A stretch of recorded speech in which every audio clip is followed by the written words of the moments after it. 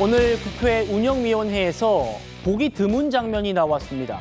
야당 의원의 질의에 대통령실 정책실장이 격분을 했는데 그런 정책실장을 민주당 원내대표 김병기 위원장이 혼내는 모습도 연출됐습니다. 무슨 일인지 직접 만나보시죠. 지금 따님이 전세 살고 계시죠? 네. 전세금은 누가 모은 겁니까? 딸이 여기 저축을 한 게 있고요. 제가 좀 지금 빌려준 게 있습니다. 그러면 실장님은 일명 이 정부가 얘기하는 갭 투자로 집을 사셨죠? 아닙니다. 갭 투자 아닙니다. 그건 갭 투자 아니고요. 자, 제가 잠깐만요. 중도금 다 치러서 한 겁니다. 자, 따님은 지금 전세 자금 도와주셨든 아니면 따님이 모았든 자기 집을 살 수 있는 그래도 전세입니다. 보유고 아니고요. 전세 살고 있습니다. 따님한테 임대주택 살라고 얘기하고 싶으세요? 아니 의원님. 왜냐하면 이번 정부 제 예산을 가족에 보면 대해서 그런 식으로 하지 임대주택을 마세요. 뭐라 하는 게 아니라 내 딸은 전세를 살 수 있어서 든든한 아버지의 마음이 있잖아요. 국민들을 가족처럼 생각한다면 우리 딸을 거명해서 꼭 그렇게까지 할 필요가 없고요. 의원님 어떻게 그렇게 가족을 그냥 막 엮어가지고 그렇게 말씀하세요? 가족이 엮는 게 아니라 역지사지로 제 딸도요. 정리해 주세요. 자, 정책시장도 그렇고 우리 제 저 딸도 김은혜. 집을 엮고 있는 실장님이십니다. 자, 의원님 다음은 엮었잖아요. 집으로 자, 말씀하셨잖아요. 저 적당히 하세요. 공직자 아버지 둬가지고 뭐 평생 눈치 보고 살면서 전세 부족해서 그런 딸에게 자, 요즘 정책실장님. 무슨 말씀이세요 지금 의원님? 정책실장의 의원님이 말씀했잖아요. 우리 딸이 갭투자 때문에 정책실장. 들어가 있다고. 그 정도 하시라니까요. 제가 갭투자 안 했다고 말씀드렸잖아요. 그 정도 하시라니까. 아니 둘 다 사실 아닌 걸 가지고 왜 그러세요? 갭투자 안 했어요. 자, 그만하시죠. 김은혜 의원님들. 지금 말씀하시면 의원님 하지 말라니까. 하지 말라니까. 가만 있어. 가만 있어봐. 어허, 가만 있어. 정책실장! 안 가만히 되니까. 있어봐. 안 된다니까. 좀 가만히 있어. 좀 대통령실. 가만 있어 와요. 정책실장! 봐봐. 안 되니까. 그러면 안 돼요. 위증도 그렇고 아니, 말이죠. 안 된다니까 지금. 정책실장! 지금 뭐 하는 겁니까? 여기 정책실장 화내는 거는 무엇입니까? 송구합니다. 자, 옆에 있던 우상호 정무수석이 팔까지 붙잡으면서 이러면 안 된다. 이 대통령실이다 우리. 한인데도 가만히 있어봐 하면서 끝까지 말을 이어갔던 경로를 이어갔던 김용범 정책실장이었습니다. 김희정 의원님. 네, 자, 김 실장이 흥분을 주체를 못했어요. 네. 너무 안타까운 건 뭐냐면은 그냥 자기 딸에 대해서는 저런 상황에 놓이는 거를 예시만 들어도 저렇게 화가 나면 실제로 저희를 겪고 있는 국민들은 어떨지를 생각해 봐야 되지 않겠습니까? 그런데 정말 달을 보라고 국민들이 얼마나 고통스러워하고 있는지 달을 보라고 얘기를 했더니 그 예시를 든 딸 얘기를 하면서 너무너무 기분 나빠하고 있는 거예요. 그래서 상상만으로도 기분 나빠하고 있는 정책에 대한 본질을 얘기한 겁니다. 네. 내년도 예산안 무자비하게 늘렸잖아요. 또 국채 발행까지 하면서 그런데 줄어든 예산이 있습니다. 부동산 관련돼서 이 주택 구입이나 전세자금 대출 예산이 3조 7천억 원이 줄었어요. 그러니까 버팀목 대출이라든지 디딤돌 대출이라든지 이게 줄어가지고 실제로 실수요자들도 대출이 힘들어서 집을 사기 힘들어지고 네. 전세를 살고 싶은 사람도 대출이 힘들어서 전세자금 마련하기 힘들어지고 또 실제로 이렇게 되면 이런 사람들은 깎은 예산을 어디로 보내냐면 다 임대주택 만드는 데로 돈을 보냈어요. 그러니까 현재 부동산 정책의 방향이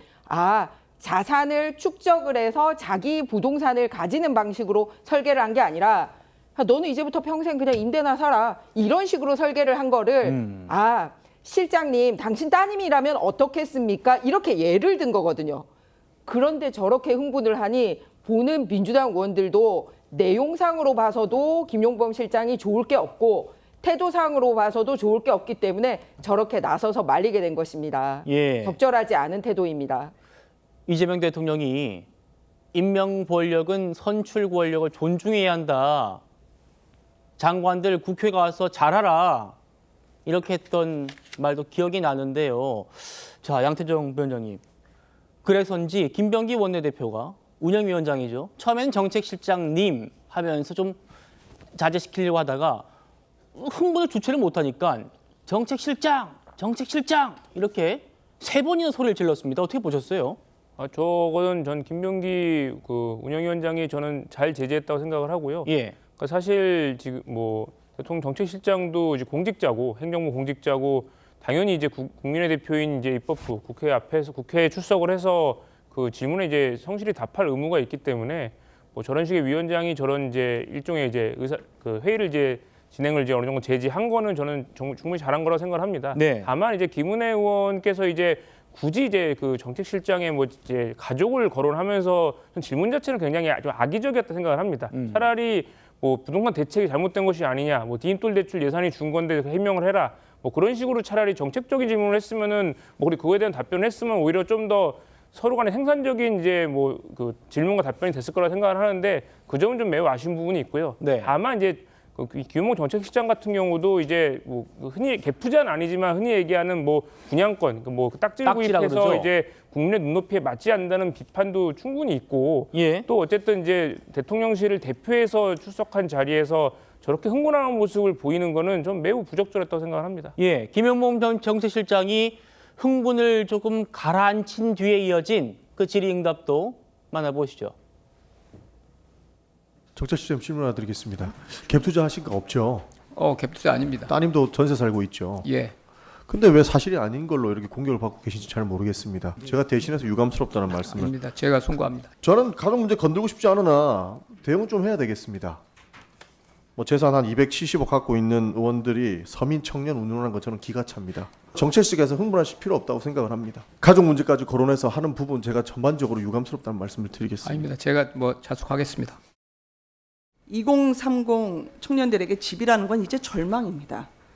정책실장님이 흥분하실 일이 아닙니다. 이재명 정부는 집을 산 뒤에 실거주하지 않고 세를 주면 그걸 갭투자로 부르고 있습니다. 원래 갭투자 용어가 아니죠, 이게. 투기가 아닌데 다 사정이 있는데 그걸 일괄적으로 갭투자로 불러요. 국민들은 지금 천불이 납니다, 실장님. 정책실장님은 자신의 딸을 생각하는 그 마음으로 대출 못 받고 집도 못 사는 모든 국민의 딸을 생각해 주시기 바랍니다. 청년이 전세, 내 집 마련을 위한 대출을 원하고 있으니 그 점을 고려해달라는 점을 다시 한번 부탁, 요청, 간절하게 호소드립니다. 구진환 변호사님.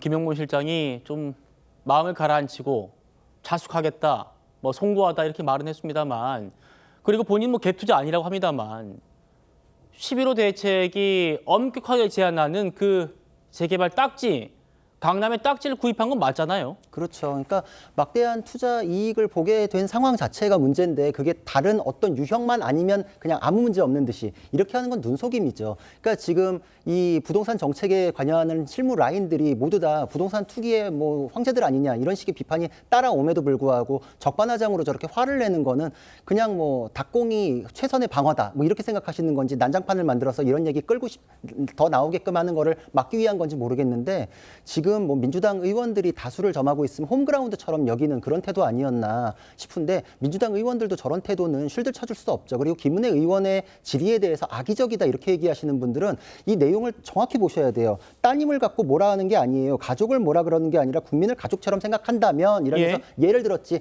따님의 어떤 행위를 특정을 지었습니까? 따님이 잘못이라 그랬습니까? 따님을 생각하면 그 연배의 다른 가족들 에 준하는 그 국민들, 청년들은 어떻게 하실 겁니까? 이런 얘기를 하는 거거든요. 과거에 민주당은 더 악의적으로도 했었어요. 후쿠시마 지금은 어디로 날아가 버렸는지 모르는 그 허위 선동할 때 한덕수 총리한테 마실 수 있습니까? 이러다가 마시겠습니다. 이러니까 지게 가족한테도 먹일 의향이 있습니까? 이렇게 다시 물어봤었잖아요. 그때 우리가 그렇게 했던 거 잘못이다 뭐 이러면서 얘기하면 모르겠는데 이건 그거에 준할 바도 아닙니다.